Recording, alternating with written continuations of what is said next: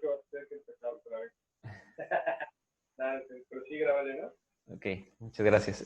Bueno, en este caso vamos a empezar con la patología, la esofagitiis infecciosa más común, más frecuente. Es la esofagitiis por cándida, como ya les comenté, la etiología más frecuente de esofagitiis infecciosa. Se da particularmente en pacientes inmunocomprometidos. Los pacientes de esta patología van a tener un perfil clínico muy característico, como ya sabemos, particularmente pacientes con VIH, pacientes con trasplante, pacientes con diabetes, hasta incluso se han detectado en pacientes que tienen el uso de esteroides. También es importante mencionar que es una patología que o sea, la cándida tal cual es uno de los agentes más frecuentes de sobreinfección en pacientes con las patologías que vamos a ver más adelante, como son acalasia, como son esclerodermia, como son todas esas patologías que van a causar un éstasis del, del contenido esofágico, vaya. La lesión característica que se ve por endoscopía van a ser las placas blanquecinas que pueden estar asociadas a úlceras. Estas, radiológicamente, van a aparecer como defectos de llenado, así lo vamos a describir nosotros. Es una patología que tiene una alta sensibilidad de diagnóstico mediante el esofagograma con doble contraste. Como ya vimos en las clases previas, un esofagograma con doble contraste va a ser un esofagograma que va a usar bario como un medio de contraste positivo y va a usar el gas de una pastilla efervescente como un medio de contraste negativo, que va a causar que este bario se pegue a las paredes y nos permite evidenciar estos defectos de llenado. Particularmente en el caso de la candidiasis, los defectos de llenado tienden a ser lineales, tienden a ser o redondeados y tienden a tener esta distribución longitudinal a través de la pared del esófago, como podemos ver en este ejemplo. Esta es una magnificación del esofagograma con una técnica de doble contraste varitado, utilizando bario como contraste positivo y el gas de la pastilla efervescente como un contraste negativo. Es una vista en una proyección AP, en la cual podemos identificar el esófago, el cual se encuentra distendido en lo valorable, sin datos de dilatación, sin ensanchamientos ni estrechamientos, con una adhesión del medio de contraste hacia la pared, lo cual nos evidencia, múltiples defectos de llenado, los cuales van a estar predominantemente en los segmentos paratraqueal a interbronquial. Cabe remarcar eso, es importante que tengamos en cuenta que esta patología es de predominio en el medio superior del esófago, que son los segmentos que les acabo de mencionar. Estos defectos de llenado van a tener una distribución longitudinal, van a tener una morfología longitudinal y redondeada con una distribución longitudinal, vaya. Estos datos van a estar relacionados a un paciente con un diagnóstico de esofagititis por cándida. Este es como vamos a ver en el siguiente ejemplo, es el primer ejemplo que yo elegí. El segundo ejemplo en este caso es, como ya comentaba el doctor Vargas, el signo característico de la piel de serpiente. El signo característico de la piel de serpiente se va a dar principalmente por estos defectos de llenado y úlceras que van a estar unidas muy cercanamente y van a estar intercaladas con tejido sano, lo cual nos van a dar este aspecto como de empedrado, también se llama este signo. Como podemos ver en esta primera imagen, en este caso tenemos una magnificación del esofagograma con técnica de doble contraste varitado, con bario como contraste positivo, con el gas de la pastilla efervescente como un contraste negativo. El paciente está en una posición oblicua anterior derecha y podemos identificar un esófago con adecuada distensión. Los estrechamientos que se ven acá son los estrechamientos fisiológicos normales, el aórtico y el del bronquio izquierdo, en el cual podemos observar una adhesión del medio de contraste que nos evidencia defectos de llenado, los cuales son confluentes, que tienen una morfología redondeada y regular. Estos defectos de llenado cercanos nos van a dar el signo característico de piel de serpiente o el signo de empedrado, como se esquematiza en la imagen del lado de la derecha. Estos son particularmente en este paciente hallazgos de una esofagitis por cándida en una fase más avanzada que la que les mostré en el ejemplo anterior. Es el signo característico de la esofagitis por cándida.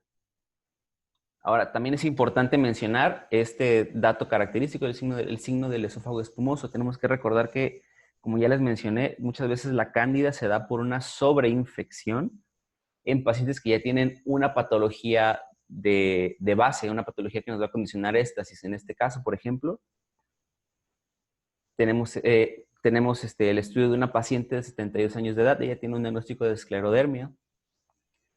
Se le tomó este estudio de esofagograma, en el cual tenemos pues, una porción del estudio, solo una imagen del estudio, es una magnificación de un esofagograma con técnica de doble contraste varitado, vario positivo, con una pastilla efervescente como contraste negativo.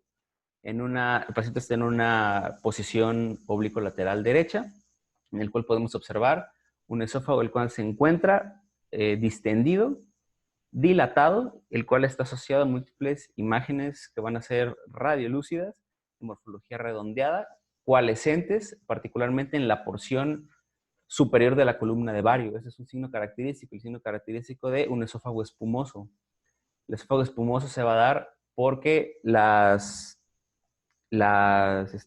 hongos de la cándida van a producir gas dentro del esófago, y este gas va a causar burbujas que se van a ir hacia la porción más superior de la columna de vario. Entonces vamos a entender que este es un paciente que, aparte de que tiene una infección por cándida, tiene una patología que nos va a condicionar éstasis. En este caso, la paciente presentaba esclerodermia. Eso era un diagnóstico ya conocido por la paciente. Y por último, tenemos el signo que nos va a indicar una esofagitis fulminante. O sea, es una forma mucho más agresiva de esofagitis, particularmente presentada en pacientes con VIH. Esta morfología de un esófago lanudo o de Shaggy esophagus, por su término en inglés, va a ser secundaria a una inflamación, a una ulceración y a una presencia de pseudomembranas. Estas pseudomembranas lo que van a ocasionar es que el medio de contraste se quede atrapado dentro de las úlceras que les mencioné antes. Y estas dos nos van a dar esta apariencia como peluda, como lanuda del esófago. Aparentemente, en realidad, lo que estamos viendo es simplemente el medio de contraste que está dentro, atrapado de unas úlceras. En este caso, el ejemplo que yo les traje es es una magnificación de esofagograma con técnica de doble contraste varitado, con vario como contraste positivo y con el gas de la pastilla efervescente como un contraste negativo. Es un paciente que está en una posición oblicuo lateral derecha, en el cual podemos observar es un esófago que se encuentra dilatado con adhesión del medio de contraste a las paredes, la cual nos va a evidenciar defectos de llenado, los cuales son irregulares. Están en relación a úlceras con atrapamiento de vario en su interior. Esto le va a conferir a nuestra mucosa esofágica un contorno marcadamente irregular, con bordes desdibujados, como se puede observar acá. Y ese es el signo característico del esófago lanudo. Esto nos va a indicar una esofagitis fulminante. En caso de que veamos a estos pacientes, lo primero que tenemos que descargar es una coinfección de una candidiasis con un VIH. Esos son los signos más importantes de la esofagitis, que como ya les mencioné, por cándida, como ya les mencioné, es la etiología más frecuente en los pacientes con esofagitis infecciosas. Ahora, por orden de frecuencia, la segunda más común es la esofagitis causada por herpes, particularmente por el herpes virus tipo 1, que como ya vimos, el herpes virus tipo 1 va a ser un virus ADN bicatenario.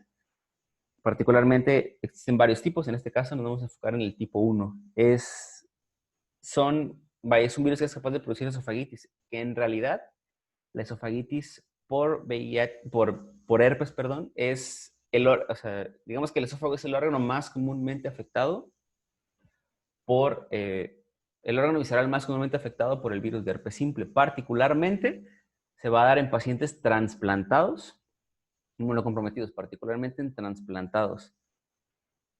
En cuanto a la sintomatología, todas estas patologías tienen una sintomatología, como les mencioné, de odinofagia, un dolor severo retroesternal, particularmente durante la deglución. Sin embargo, particularmente en esta patología, en pacientes que son inmunocompetentes, aparte de los datos tal cual de la esofagitis, también podemos presentar las manifestaciones cutáneas que siempre se presentan en ese tipo de patologías. Cutáneas, fiebre y hasta incluso pueden tener las lesiones orofaringeas características. Sin embargo, en pacientes inmunocomprometidos regularmente solo nos llegan referidos por el dolor y la disfagia.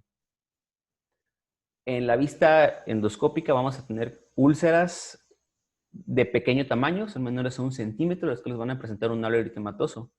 Este halo eritematoso es un signo importante porque va a tener una traducción en el esofagograma de Barrow, como vamos a ver en las siguientes diapositivas. Podemos dividirla entre esofagitis herpéticas iniciales, donde vamos a tener signos más leves, signos menos marcados, vaya. Como ya les mencioné, la imagen característica de esta patología van a ser úlceras pequeñas, menores a 1 centímetro, que pueden ser puntiformes y lineales. ¿Se acuerdan que les mencioné particularmente tener un halo radiolucente? Un halo eritematoso. Ese halo eritematoso se va a traducir en nuestro esofagograma como un halo radiolucente. Y otro signo característico, que como ya mencionamos en el inicio de la clase, va a ser la configuración estrellada, que se va a caracterizar principalmente por que nosotros vamos a describir en nuestro estudio de esofagograma las úlceras como replesiones o como acumulaciones del medio de contraste adentro de estas.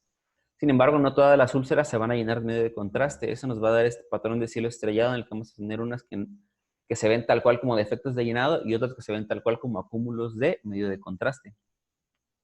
En este caso, en los dos ejemplos que tenemos, vamos a valorar primero el ejemplo que tenemos a nuestra derecha. Es una magnificación del esofagograma con técnica de doble contraste varitado. Como ya les mencioné, es un bario como positivo, pastilla efervescente, el gas de la pastilla efervescente como contraste negativo. Es un paciente que está en una posición oblicuo lateral derecha. Ahora, en este caso tenemos en los segmentos desde el aórtico hasta el interbronquial,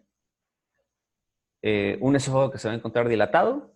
Estas estrecheces que observamos son las estrecheces fisiológicas que tiene el esófago. No, entonces no encontramos ni ensanchamientos ni estrechamientos patológicos con una adhesión del medio de contraste hacia la pared esofágica, el cual nos va a permitir evidenciar discretos acúmulos de bario de morfología ovalada, los cuales tenemos marcados con las flechas en color negro, y los cuales van a estar intercalados con defectos de llenado, de morfología puntiforme y redondeada. Estos van a tener una configuración en cielo estrellado. Entonces, en el contexto de este paciente, el cual después de este estudio se le realizó una toma de biopsia y resultó con una esofagitis con herpes, pues nos indica que estamos ante la patología que le estaba mencionando. Rodrigo, solo te estás confundiendo en la lateralidad. O sea, eso es oblicua, anterior, izquierda. Del lado que veas la columna, los cuerpos vertebrales, de ese lado dices que es. Ok. O sea, es la parte de la espalda que tiene pegada pues a la película, la lateralidad, pero pues Okay. como tip del lado que está la columna, de ese lado es. Ah, perfecto. Sí, está muy bien, doctor. Sí, sí. Bueno, ahora, en nuestro segundo ejemplo, tenemos lo mismo, una magnificación de un esofagograma con técnica de doble contraste varitado. Tenemos bario como positivo, el gas efervescente de la pastilla como negativo. Tenemos al paciente en una proyección oblicua anterior izquierda, en este caso, en el cual podemos identificar un esófago distendido, en lo valorable, sin ensanchamientos ni estrechamientos patológicos, con una adhesión del medio de contraste a la pared esofágica, lo cual nos va a evidenciar estos múltiples acúmulos de medio de contraste, los cuales van a estar en relación con úlceras de morfología ovalada, de morfología irregular, las cuales van a tener un halo radiolucente, como podemos observar acá y acá. Y dichos hallazgos nos indicarían principalmente un diagnóstico de una esofagitis por herpes. Sin embargo, me pareció conveniente agregar el hecho de que existe también una variante de la esofagitis herpética, que es la esofagitis herpética tardía. Esta particularmente es una forma más avanzada de esofagitis, que puede estar más asociada a ulceraciones extensas, a formaciones de placas y a una combinación más marcada entre, como les dije, las úlceras y las placas que les acabo de mencionar. cuál es la importancia de conocer esta variante? Que se parece mucho a una esofagitis por cándida. Entonces nos podemos confundir con esto. Por eso, como nos decía el doctor, no, a pesar de que muchos de esos estudios tienen una gran sensibilidad para el diagnóstico, aún así es necesario que nosotros hagamos nuestro estudio histopatológico para estar seguros de ante qué entidad estamos nosotros. En este caso es el ejemplo, es una magnificación de un esofagograma con una técnica de doble contraste varitado, bario como positivo, la pastilla efervescente como negativo. Tenemos una proyección oblicua anterior izquierda, en la cual podemos observar un esófago sin evidencia de ensanchamientos ni estrechamientos patológicos, y aproximadamente de localizaciones entre los segmentos aórticos e interbronquiales. Podemos observar múltiples defectos de llenado, de morfología lineal, de este lado, de morfología ovalada. Estos hallazgos regularmente nos orientarían, nosotros pensaríamos, estas son esofagitis por cándida, es bastante obvio, ¿no? Sin embargo, este paciente tuvo un estudio histopatológico que reportaba una esofagitis por herpes. Por lo tanto, es importante que tengamos en cuenta que a pesar de que sí hay mucha sensibilidad con esos estudios, no es un 100% seguro. Siempre tenemos que tener en cuenta todos estos diagnósticos diferenciales a la hora que estemos haciendo nuestras interpretaciones de estudios varitados. La siguiente esofagitis por frecuencia e importancia que tenemos que valorar es la esofagitis por citomegalovirus. Particularmente en el caso de las esofagitis por citomegalovirus, se van a dar en pacientes que tengan VIH. Esto es muy importante porque vamos a ver más adelante la esofagitis por VIH y vamos a ver cómo la diferenciación entre estas dos es sumamente complicada, particularmente volviendo al esofagitis por citomegalovirus. Vamos a tener en cuenta que se da regularmente cuando los niveles de CD4 están por abajo de 100. En estos casos con VIH, esta es una de las etiologías más frecuentes de esofagitis. Son pacientes que se van a presentar con odinofagias severas, con dolor retroesternal, y que ante el estudio endoscópico vamos a observar úlceras de morfología ovoidea, de morfología en diamante, con un halo eritematoso. A simple vista podrá parecerse mucho a lo que valoramos en herpes. Sin embargo, aquí tenemos lo más importante de este caso, ¿no? Van a ser úlceras, regularmente son úlceras gigantes, muchas veces son únicas. Nos referimos a úlceras gigantes, a úlceras mayores a 1 centímetro. Como ya al igual que en el caso del herpes, vamos a tener un halo radiolucente. Van a ser de morfología ovoidea y en diamante, como les mencioné, y a diferencia de la cándida y el herpes, esta va a tener una predilección por las porciones medias y distales del esófago. En este caso, tenemos estos dos ejemplos, son dos pacientes diferentes. En el primero tenemos una magnificación del esofagograma, no técnica de doble contraste varitado. Tenemos bario como positivo, con la pastilla efervescente como negativo. Tenemos un paciente en una posición oblicua lateral izquierda, la cual se observa un adecuado pase el medio de contraste hacia la porción del estómago y con una adhesión del medio de contraste hacia las paredes. Esta adhesión del medio de contraste nos va a evidenciar un acúmulo de bario. En este caso está marcado con estas flechas, un acúmulo de bario de morfología ovoidea, de bordes definidos, plana, de bordes regulares, perdón. Este está en relación a una úlcera gigante, y al tener una úlcera gigante, nuestro primer diagnóstico diferencial sería una esofagitis por citomegalovirus. La porción de esta lesión es aproximadamente en segmento epifrénico del esófago. Este paciente se le realizó una biopsia y tuvo un resultado positivo para una infección por citomegalovirus. Nuestro segundo ejemplo, el ejemplo de la derecha, tenemos un estudio, una magnificación de un esofagograma con técnica de doble contraste, varitado, bario como positivo, con pastilla efervescente como negativo.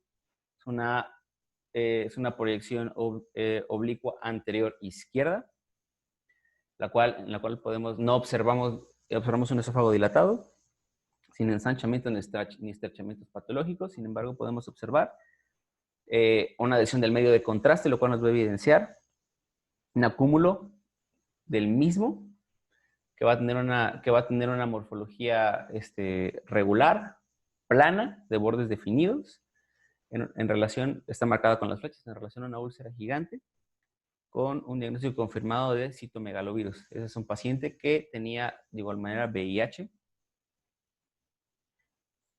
Ahora, el diagnóstico diferencial más importante de esta esofagitis, como ya les mencioné, es este. Es importante que los tengamos siempre en cuenta. ¿Por qué? Porque, si bien sabemos, aparte de que el VIH por sí mismo nos va a causar una inmunosupresión y nos va a hacer más vulnerables a las otras patologías, ya mencionamos que en todas el VIH es una constante.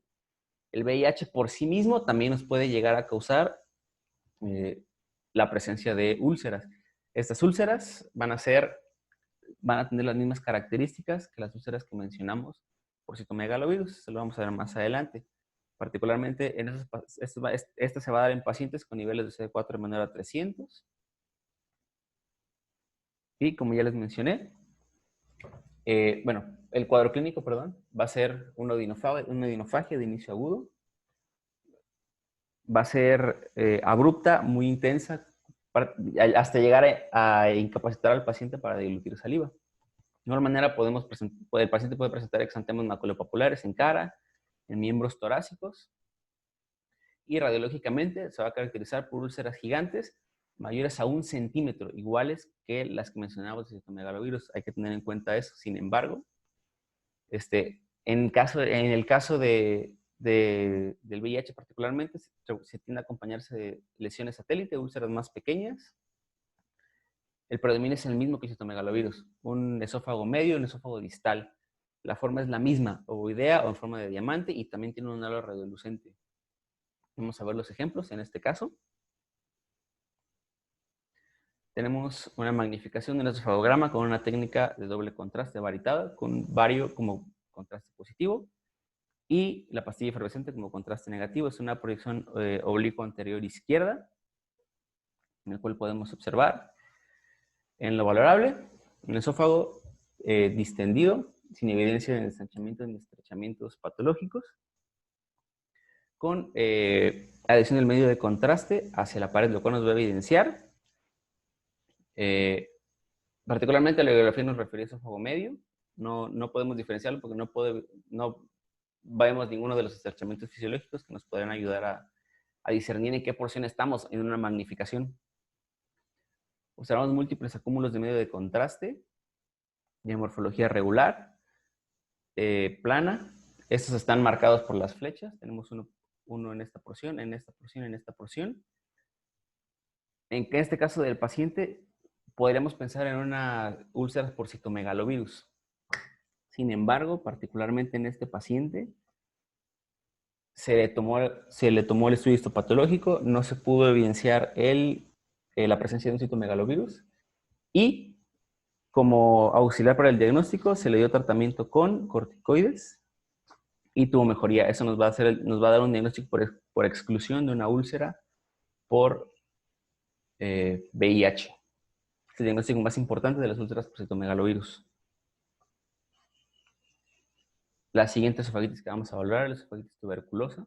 La esofagitis tuberculosa se va a dar principalmente va a ser producida por una extensión local hacia ganglios linfáticos de la tuberculosis. Estos ganglios linfáticos van a presionar el borde del esófago, lo cual va a ocasionar erosión, va a ocasionar fístulas. Y en ultrasonidos radiológicos, como ya les mencioné, vamos a tener una compresión o desplazamiento o disminución del calibre esofágico. Ahora, radiológicamente, tenemos este ejemplo.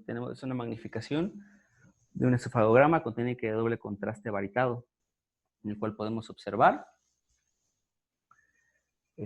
somos un medio de contraste, bario como positivo, gas como negativo, en una proyección oblicua anterior izquierda, en el cual podemos observar adecuada distensión esofágica, con sin evidencia de estrechamientos patológicos. Sin embargo, podemos observar el bario adherido a la pared, lo cual nos va a evidenciar este defecto de llenado lineal, de morfología lineal, y el cual va a estar asociado adyacente a a un acúmulo de medio de contraste de morfología en diamante, la cual está bien definida. Los hallazgos van a estar en relación a una compresión extrínseca y ulceración por un granuloma tuberculoso caseante. Particularmente este paciente tuvo el antecedente de infección por tuberculosis. Eso es lo más importante de las patologías, de la etiología infecciosa de la esofagitis. Sin embargo, también hay que tener en cuenta que no solamente las infecciones nos van a ocasionar esofagitis y por irritación. Particularmente una de las variantes más importantes también es la esofagitis por fármacos. La esofagitis por fármacos es causada por, digamos que la éstasis de los medicamentos que particularmente se da en pacientes que toman sus medicamentos antes de dormir con insuficiente agua. Esto nos va a dar un alojamiento de los medicamentos, particularmente hacia las porciones medias del esófago, las cuales van a irritar la mucosa y van a causar esofagitis. Los medicamentos más comunes que causan esta patología van a ser los antibióticos, particularmente la doxiciclina, los AINES, los medicamentos cardíacos, como pueden ser el cloruro de potasio y la quinidina, y los bifosfonatos, particularmente el alendronato. Ahora, dependiendo de qué medicamento estemos hablando, tiende a haber diferente morfología de las lesiones, ¿vale? Particularmente en el caso de la tetraciclina y de la doxiciclina, vamos a ver que tienen úlceras pequeñas, aproximadamente en la porción media del esófago, a nivel de los arcos del arco aórtico y del bronquiolo principal, y tienen la particularidad de que se van a autolimitar tan pronto como dejemos de ingerir el medicamento, aproximadamente entre 7 y 10 semanas. Para este caso, incluye este ejemplo. Es un estudio, es una magnificación de un esofagograma con técnica de doble contraste, con baria como positivo y el gas de la pastilla efervescente como negativo. En este caso tenemos una proyección oblicua anterior izquierda, el cual en lo valorable del esófago podemos observar con adecuada distensión, sin presencia de ensanchamiento ni estrechamientos patológicos, con una adecuada adhesión del medio de contraste hacia las paredes, lo cual nos va a evidenciar dos defectos de llenado de morfología ovoidea, los cuales van a estar rodeados por un halo radiolucente. Estos hallazgos, aunados al antecedente de terapia medicamentosa de pacientes que no toman sus medicamentos adecuadamente, nos van a indicar más que nada al diagnóstico diferencial de una esofagitis por fármacos. Sin embargo, es importante mencionar que, como ya les dije, tenemos otros medicamentos que nos van a causar una esofagitis por fármacos. En este caso, tenemos, por ejemplo, el cloruro de potasio, la quinidina y los AINES. Estos van a causar unas úlceras que son más grandes, similares a los de citomegalovirus, mayores de 1 centímetro, con edema periférico y que incluso tienen un riesgo más alto de desarrollar estenosis, particularmente por el tamaño y el involucro. En este caso, yo elegí poner este ejemplo, es una magnificación del esofagograma con una técnica de doble contraste, con baria como positivo, con el gas de la pastilla efervescente como negativo. Tenemos una proyección, es una proyección oblicua anterior izquierda, en la cual en lo valorable podemos observar el esófago con adecuada distensión, sin presencia de ensanchamiento ni estrechamientos en la porción específica que estamos valorando. Observamos una adhesión del contraste a la pared del esófago, lo cual nos va a evidenciar un acúmulo de medio de contraste de morfología ovoidea plana y bien definida, marcada por esta flecha blanca, en relación a, asociado a pequeñas lesiones satélites, que van a ser acúmulos de bario más pequeños, de morfología redondeada, bien definida, que están marcados con las flechas negras. Estamos por acá y por acá. Estos hallazgos fueron encontrados en un paciente que tuvo una sintomatología de esofagitis y que estuvo bajo tratamiento con ibuprofeno. Cabe remarcar que los síntomas de este paciente remitieron después de retirar el tratamiento, por lo tanto, nosotros podemos hacer el diagnóstico de una esofagitis por fármacos, secundaria a al uso de AINES. En cuanto a la esofagitis por radiación, tenemos que tener en cuenta que, particularmente para el esófago, se va a dar cuando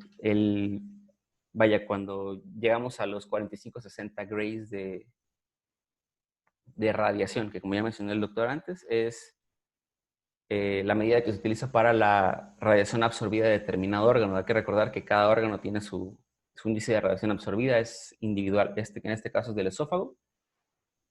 Podemos dividirla en aguda, como dice acá, que va a ser en pacientes que van a presentar sintomatología entre 2 y 4 semanas, y se va a caracterizar por una mucosa granular. La mucosa granular se va a caracterizar por tener un edema, por tener inflamación y por tener una disminución de la distensibilidad normal luminal. Sintomáticamente va a ser un paciente que tiene antecedente de radioterapia, va a presentar disfagia, va a presentar odinofagia, va a presentar ardor subesternal.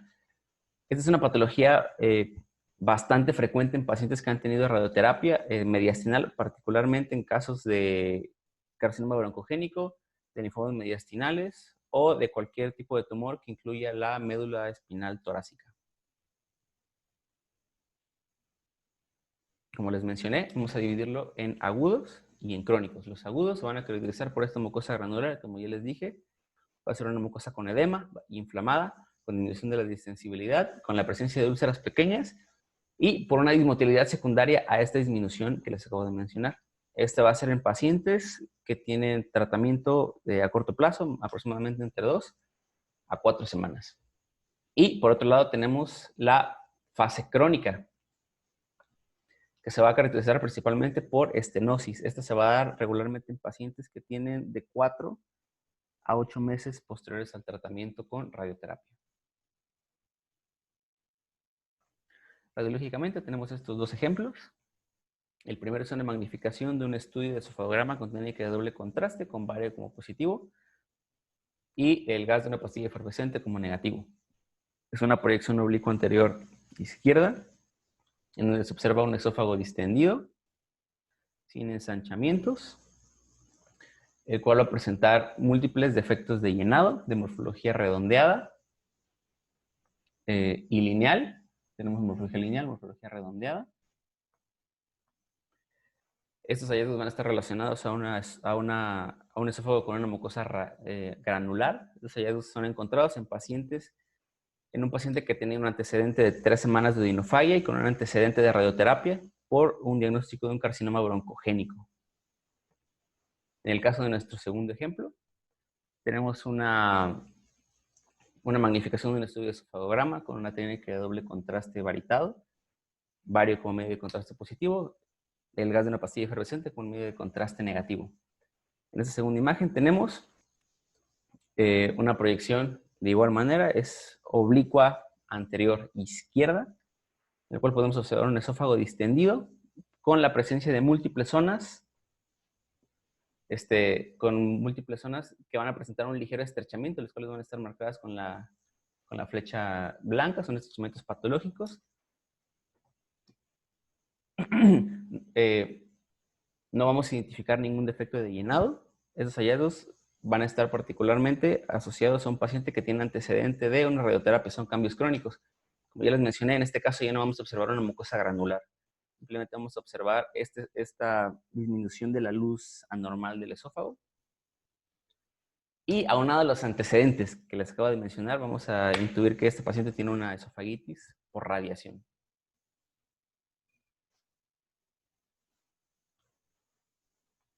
Los siguientes esofagitis que vamos a valorar es una esofagitis muy importante, es una esofagitis corrosiva. La esofagitis corrosiva se puede dar por la ingesta particularmente tanto de alcalinos como de ácidos. Es más común la que es dada por la ingestión de alcalinos. Vamos a entender que fisiológicamente van a actuar de diferente manera. Los alcalinos van a producir lesiones más localizadas y profundas, secundarias a la necrosis, a la liquefacción y a la saponificación de la mucosa esofágica. A diferencia de los ácidos que van a presentar un tipo de necrosis coagulativa más extensa, va a ser menos profunda De estas dos, la más común, bueno, muchas bibliografías mencionaban que dependiendo del área, ¿no? Mencionaban que particularmente en América era más común la alcalina, en lugares del Medio Oriente era más común la que es por ácidos. Vamos a enfocarnos en la que es por alcalinas, particularmente por antecedentes de ingestiones como cloro, bicarbonato de sodio, como limpiadores domésticos.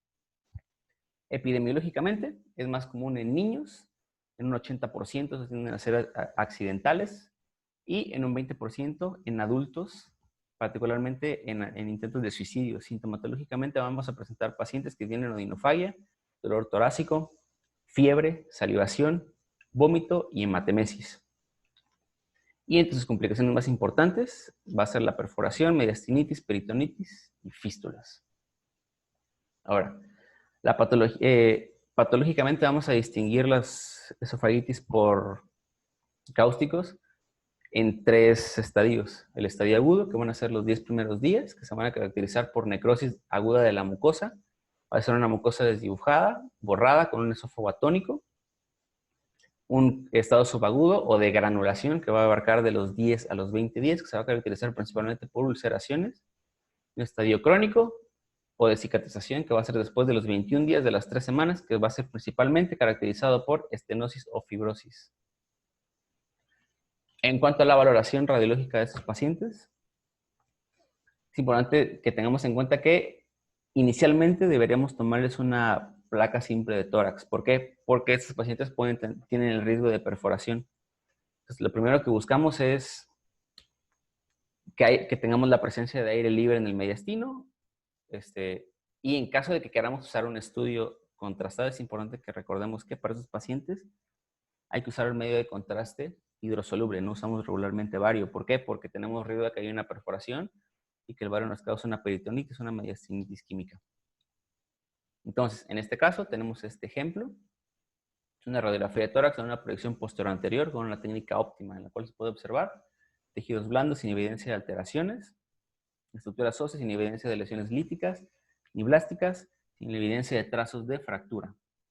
Podemos observar una tráquea central que se encuentra areada, sin desplazamientos. En cuanto al mediastino, podemos observar, señalada con estas flechas, una imagen radiopaca paravertebral derecha, la cual tiene bordes radiopacos, un borde radiopaco longitudinal. Ese está en relación a un esófago que se va a encontrar dilatado. El resto del estudio sin alteraciones. Al ver esta imagen y tener un antecedente de una ingesta por cáusticos, podemos descartar que sea un neumomediastino y podríamos enfocarnos en el siguiente paso del estudio. Particularmente, las bibliografías nos refieren que el estudio más adecuado para la valoración de estos pacientes en los estadios tempranos es la tomografía con medio de contraste. Sin embargo, primero quiero abarcar el estudio de esofagograma para que vayamos teniendo este orden de primero ver la placa, los estudios contrastados y luego la tomografía. En este caso, los esofagogramas los vamos a usar para los estadios crónicos de la enfermedad, que vamos a encontrar particularmente en fases agudas, esófagos con luz disminuida, con úlceras de contorno irregular, puede haber aire o contraste a nivel mediastinal por una perforación. En la fase ulcerativa, como ya lo mencionamos, podemos observar úlceras, podemos observar espasmos. En las fases de cicatrización podemos observar estenosis o la presencia de saculaciones. En este caso, tenemos este ejemplo. Es un estudio de un esofagograma varitado con técnica simple de bario. Usamos el bario como contraste positivo. En este caso, como ya les mencioné, es un paciente que tiene una lesión crónica, por lo tanto ya es seguro que podamos usar el bario para el estudio de esta patología. No es necesario que usemos el contraste hidrosoluble. Entonces, en este caso podemos observar un estudio de esofagograma con bario con una técnica simple, en una posición oblicua anterior derecha, en la cual podemos observar un esófago distendido, el cual se encuentra moderadamente dilatado hacia su segmento bronquial, el cual se va a continuar con una zona de estrechamiento a nivel de la porción retrocardíaca y epifrénica, y podemos observar un adecuado paso en medio de contraste hacia el estómago. En este caso, ese fue un estudio que se realizó en un paciente que tuvo un antecedente de indigestión por cáusticos hace 5 años. Por lo tanto, inferimos que es una fase crónica de una esofagitis por cáusticos.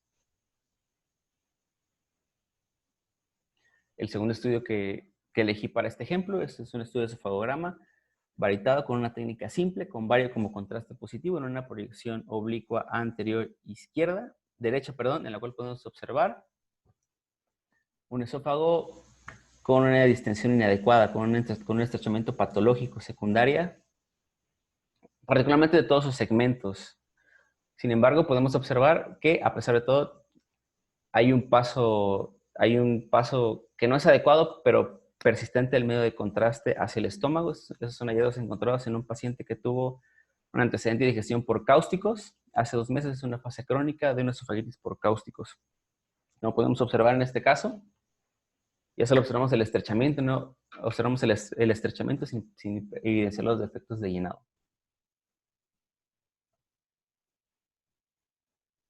Y como el tercer ejemplo, tenemos este estudio. Es un esofagograma con vario con una técnica simple, vario como contraste positivo en una proyección lateral derecha en la cual podemos observar un esófago con una distensión inadecuada, secundaria a la presencia de un estrechamiento irregular y predominan los segmentos desde el aórtico hasta el interbronquial, el cual se asocia a múltiples defectos de llenado en su interior, en la porción distal a de morfología redondeada, en los segmentos retrocardíacos y epifrénicos. Sin embargo, observamos aún así un adecuado paso al medio de contraste hacia el estómago. Este paciente tuvo un antecedente de una ingestión cáustica hace 5 años. Sintomáticamente persistía con una disfagia para sólidos como consecuencia. Ahora, como les mencioné, en el caso de que tengamos un paciente con datos agudos de una ingestión por esofagitis, si bien sí podemos hacer un esofagograma con medio de contraste hidrosoluble, el estudio más indicado es una tomografía con medio de contraste. En este caso, ¿qué datos podremos observar? Un engrosamiento circunferencial aproximadamente de 5 milímetros o mayor, con el signo característico del signo de Diana, que se va a caracterizar por un refuerzo de la mucosa con una submucosa hipodensa, o incluso podemos observar datos de perforación. En el caso de la tomografía, existen varios grados de acuerdo de la intensidad de la afección. En este caso puse los 3 ejemplos, es cada un ejemplo de diferente paciente de cada grado, ¿no? Son 3 imágenes de estudio de tomografía de tórax, diferente paciente, en una ventana para mediastino en una fase contrastada. Los 3 en un paciente con antecedente de ingesta por cáusticos. En la primera observamos un estudio aparentemente normal, es un esófago tejidos blandos sin evidencia de alteraciones, estructuras óseas sin evidencia de alteraciones. Sin embargo, en esófago, de igual manera, no observamos alteraciones, es un estudio aparentemente normal, es una mucosa sin refuerzos, posterior al medio de contraste, sin aparente dilatación. Ese sería un grado 1 en un paciente con ingesta de cáusticos. En esta segunda imagen podemos observar un engrosamiento de la pared esofágica, particularmente señalada con la flecha verde, con un refuerzo significativo de la mucosa posterior a la administración de medio de contraste. Nos van a indicar la presencia de un edema de la mucosa. Sería una esofagitis por cáusticos aguda, en fase aguda, grado 2. Y si podemos comparar con la tercera imagen, tenemos un estudio de tomografía de tórax, una ventana para mediastino, la variable de tejidos blandos y estructuras óseas sin alteraciones. Podemos observar, como podemos marcado por esta flecha, un engrosamiento de la pared esofágica con una estenosis total de la luz, la cual no presenta realce a la administración de medio de contraste. También podemos observar la presencia de edema alrededor de la mucosa esofágica. En este caso, nos indicarían datos de necrosis transmural y de una esofagitis por cáusticos grado 3. Este es el uso que podemos darle a la tomografía en pacientes con esofagitis por cáusticos.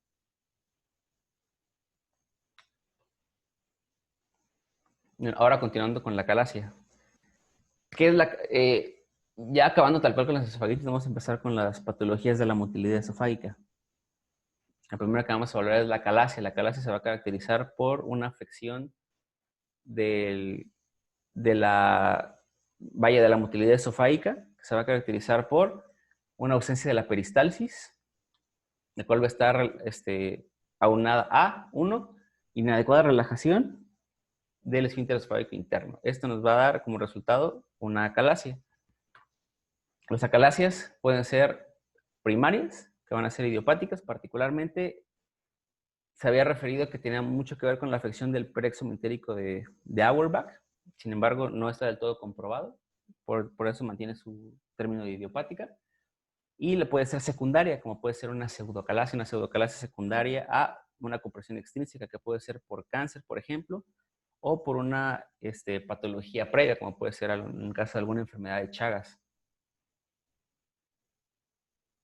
Vamos a dividirla particularmente, se puede dividir también en 3 tipos. La acalasia tipo 1, que va a ser la clásica, que se va a caracterizar por una contractibilidad mínima del cuerpo esofágico. La tipo 2, que es intermitente, en el cual van a haber periodos de... Van a haber periodos en los que va a haber una presión normal del esófago y periodos en los que va a haber una presión anormal del esófago. Y la tipo 3, que se va a caracterizar por ser una espástica, en la cual va a haber, digamos que, contracciones esofágicas distales prematuras. En cuanto a los hallazgos radiológicos, podemos valorar primero lo que es una radiografía simple. En cuanto a los cambios de la radiografía simple, podemos observar engrosamientos mediastinales con niveles aire líquido, particularmente adentro del esófago. Podemos observar tráqueas desplazadas o arqueadas, o podemos observar una burbuja gástrica ausente. En este caso, yo elegí colocar este ejemplo. Tenemos una imagen, una radiografía de tórax, una magnificación de radiografía de tórax, una proyección posterior anterior, la cual podemos observar en lo valorable de tejidos blandos y estructuras óseas sin evidencia de alteraciones. Sin embargo, hacia el nivel de mediastino podemos observar una imagen tubular de trayecto vertical, radiolúcida, la cual está delimitada por 2 imágenes lineales radiopacas. Esas van a estar en relación a un esófago dilatado con aire en su interior, la cual se va a encontrar localizada más allá de la línea paratraqueal derecha. Esto nos va a confirmar que es el esófago. En este caso, lo más indicado sería hacer un examen de extensión, un esofagograma con medio de contraste simple.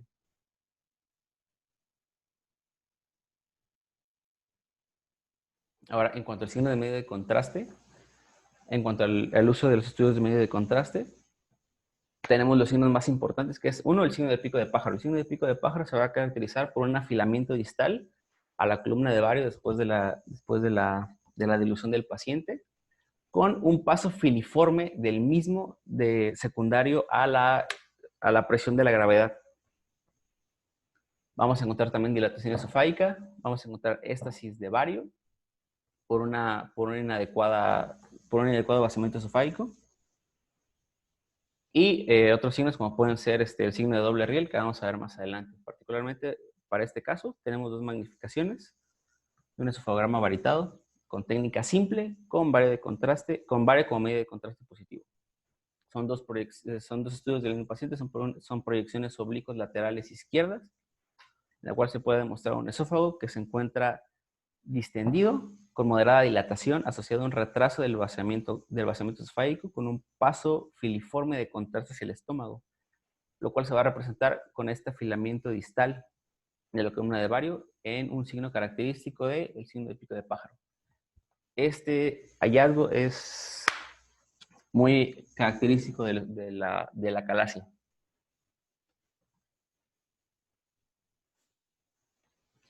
Ahora, en este otro ejemplo tenemos un estudio de esofagograma varitado con una técnica simple con vario, como contraste positivo, en el cual tenemos 2 proyecciones. A su izquierda es una proyección posterior anterior, a su derecha es una proyección lateral, en la cual podemos observar esófago distendido, ligeramente dilatado, con un retraso del vaciamiento, con paso filiforme del medio de contraste hacia el estómago, lo cual se va a representar como un afilamiento distal de la columna de vario. Ese es otro signo característico del signo de pico de pájaro. Es un paciente con un diagnóstico de acalasia, es un estudio intrahospitalario que se hizo en nuestro hospital.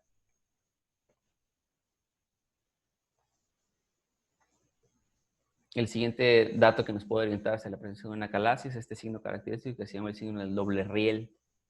En este caso tenemos un estudio, una magnificación de un esofagograma varitado con técnica de contraste simple con varia como medida de contraste positivo, en el cual es una proyección oblicuo anterior derecha, en la cual podemos observar una dilatación esofágica en su tercio distal,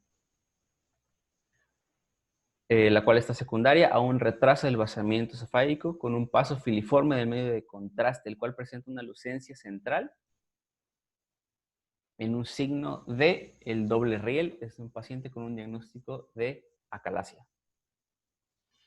Particularmente en el caso de acalasia, es también conveniente que se haga el estudio por fluoroscopía, en el cual podamos observar en tiempo real, videograbado, la peristalsis de los pacientes. ¿Por qué? Porque en el caso de la acalasia se presenta particularmente el tipo de peristalsis que son peristalsis terciarias, las cuales van a ser peristalsis irregulares en todo el esófago, las cuales no son adecuadas para un paso de bolo alimenticio. Sin embargo, no pude encontrar ningún video en el que pudiera evidenciar estos datos. Vaya. Sin embargo, es importante que tengamos entendido que es lo indicado en estos pacientes. Ahora, la acalasia también se puede valorar mediante el estudio de tomografía. No es lo típico, regularmente se utiliza tanto el esofagograma como la manometría. Sin embargo, yo decidí agregar estos estudios de tomografía para que más o menos entendíamos cómo se podría observar un esófago con acalasia mediante un estudio tomográfico. Y también para evidenciar este tercer signo que nos indicaría una acalasia severa, que es el signo de la sigma. En este caso tenemos tres imágenes de tomografía, son del mismo paciente. Es un estudio de tomografía de tórax, en un corte axial, en una ventana pulmonar y paramediastino, en estos casos en los cuales identificamos esta imagen tubular de contenido heterogéneo con nivel de aire líquido en su interior, la cual está en relación a un esófago que se encuentra dilatado, presentaba una dilatación de más de 4 centímetros, según lo referido por la bibliografía, cual tiene una pared delgada. Este es un estudio compatible con de un paciente de acalasia. Dichos hallazgos los podemos corroborar en esta magnificación de la reconstrucción sagital, en la cual podemos observar un esófago marcadamente dilatado, de morfología en sigma, con un inadecuado vaciamiento normal hacia la porción del estómago. Entonces, es un estudio de tomografía típico de un paciente con acalasia. Entonces, hay que recordar que en el caso de la tomografía tenemos estos 4 datos característicos. 1, la dilatación moderada con un diámetro mayor a 4 centímetros con pared delgada. 2, la presencia de contenido con niveles de aire líquido en su interior. Y 3, la presencia de la dilatación con un estrechamiento abrupto de la porción distal del esófago. Bueno, uno de los diagnósticos diferenciales más importantes de la acalasia es la esclerodermia. La esclerodermia se puede dividir, como ya hemos visto previamente, en sistémica, en localizada y en formas focales. La localizada se va a caracterizar, va a ser conocida como morfea, es algo que no nos interesa tal cual para esta clase. Sin embargo, en cuanto a las formas sistémicas y la forma CREST, que va a ser la forma localizada, que por sus siglas se va a denominar como calcinosis, como fenómeno de Raynaud, que podemos observar acá, como afección esofágica, como esclerodactilia y como telangiectasias. Tener en cuenta que de todas las manifestaciones viscerales que nos va a dar la esclerodermia, la esofágica es la más común, hasta de un 75%. ¿Por qué se va a caracterizar la esclerodermia? Por una disminución o ausencia de las peristalsis, y la manera en la que nosotros podemos diferenciar terminantemente entre una esclerodermia y una acalasia es la presencia de reflujo. Hay que recordar que la presencia de reflujo nos va a descartar prácticamente en su totalidad el diagnóstico de una acalasia. Sin embargo, nos va a orientar más al diagnóstico de esclerodermia. Nos podemos apoyar mucho de eso para cuando estemos haciendo nuestros estudios de fluoroscopía o de estudios varitados. En cuanto a los hallazgos radiológicos, es una patología que va a tener una afección distal, particularmente en los 2 tercios distales, se va a caracterizar por un vaciamiento esofágico deficiente, cual se va a asociar a una dismotilidad y a la presencia de reflujo. Ahora, en este caso, tenemos este estudio de fluoroscopía con una sustracción digital con medio de contraste simple, utilizando bario, con medio de contraste positivo, en el cual se puede observar un esófago distendido, dilatado hacia su segmento retrocardíaco, con un retraso de su vaciamiento, lo cual es un hallazgo, es un hallazgo muy importante que nos va a indicar un probable diagnóstico de esclerodermia con manifestación esofágica. Ahora, ¿cómo podemos hacer el diagnóstico entre esclerodermia y entre la acalasia? Uno es, no tenemos el signo característico del pico de pájaro, a diferencia en el caso de las acalasias. Dos, es importante que mencionemos también que sería conveniente en esos pacientes utilizar una proyección en Valsalva o pedirle a este paciente, en el caso de la fluoroscopía, que realizara una maniobra de Valsalva para evidenciar si existe una presencia de reflujo del contenido varitado del estómago de regreso hacia el esófago, vaya. Y de esta manera nosotros podemos hacer más que nada una diferenciación entre lo que es una acalasia y una esclerodermia. Sin embargo, evidentemente, la esclerodermia va a tener otros síntomas sistémicos característicos, a diferencia de la acalasia, que es particularmente una patología que se va a limitar al esófago.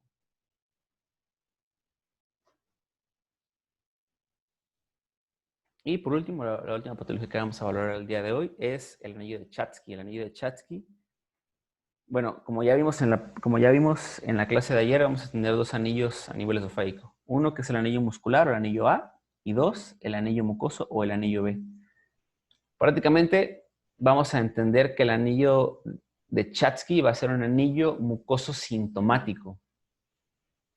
Este va a ser la causa más común de disfagia intermitente a sólidos en los adultos. En realidad es una patología relativamente común. Se va a presentar hasta en un 14% de los estudios de rutina, siendo la mayoría asintomáticos. Vamos a ver por qué la mayoría son asintomáticos más adelante. Es algo que se conoce como la regla de Chatsky. Sintomáticamente, los pacientes van a presentar disfagias crónicas intermitentes a sólidos. Y importante mencionar, como ya les dije, que la sintomatología va a depender mucho del diámetro. Particularmente, en este caso de anillo de Chatsky, va a ser una patología que va a tener una estenosis concéntrica, regularmente entre 3 a 5 milímetros, de localización del esófago distal. Es importante mencionar que el esófago de Chatsky está prácticamente invariablemente asociado a las hernias diatales. Ahora, no todos van a ser sintomáticos. Como ya les mencioné, existe lo que conocemos como la regla de Chatsky, lo cual nos va a indicar que, por ejemplo, en casos que tengamos un anillo de Chatsky que tenga un diámetro mayor a 20 milímetros, rara vez va a ser sintomático. Sin embargo, en casos de 13 a 20 milímetros, hay cierta correlación con sintomatología. Y en casos menores a 13 milímetros, particularmente todos los pacientes van a tener una sintomatología, como ya les mencioné, intermitente a sólidos. Ahora, en cuanto a los hallazgos radiológicos, la técnica que más se usa para estos casos es el esofagograma con técnica simple. Particularmente se prefiere la proyección prono-oblicuo anterior, derecha, y vamos a evidenciar un estrechamiento suave, circunferencial, concéntrico, con un anillo o constricción que va a tener una altura entre una altura entre 1 y 3 milímetros. En este caso tenemos el primer ejemplo, es un estudio de un esofagograma varitado con una técnica de contraste simple, con bario como positivo, en una proyección oblicua anterior derecha, en la cual podemos observar un esófago distendido con paso de medio de contraste hacia el estómago. Sin embargo, podemos identificar hasta aproximadamente ese segmento epifrénico del esófago, un estrechamiento circunferencial marcado por esta línea, con bordes suaves, definidos y simétricos en relación al anillo de Chatsky. También nos llama la atención la presencia de pliegues mucosos gástricos, los cuales se encuentran por arriba del borde diafragmático. Esto va a estar en relación a una hernia yatal por desplazamiento. Está marcado con las flechas negras. Es un caso característico de un paciente con anillo de Chatsky. De igual manera tenemos este ejemplo. Es un estudio de esofagograma varitado el cual es mediante fluoroscopía, el cual se puede observar una técnica de contraste simple con bario como contraste positivo, en el cual podemos observar un esófago distendido con paso de medio de contraste hacia el estómago. Sin embargo, podemos observar de igual manera en el segmento epifrénico del esófago un estrechamiento circunferencial de bordes suaves con un calibre luminal menor a 13 milímetros, referido por la bibliografía, en relación a un anillo de Chatsky. También nos va a llamar la atención esta presencia de pliegues mucosos por arriba del borde diafragmático, lo cual está en relación a una hernia tal por desplazamiento, como podemos observar acá. Igual que el caso anterior, la hernia está prácticamente invariablemente asociada al anillo de Chatsky. Y por último tenemos este estudio, es un esofagograma varitado con técnica simple con bario como contraste positivo. Particularmente en este caso, sí se nos refería que es una proyección en prono anterior oblicua derecha, izquierda, perdón, en el cual podemos observar un esófago distendido con adecuado paso de medio de contraste hacia el estómago. Sin embargo, podemos observar de igual manera en segmentos epifrénicos un estrechamiento circunferencial concéntrico de bordes suaves en relación a un anillo de Chatsky. Bueno, y eso será todo de mi parte por la clase de Patología del Esófago, parte 1. Gracias.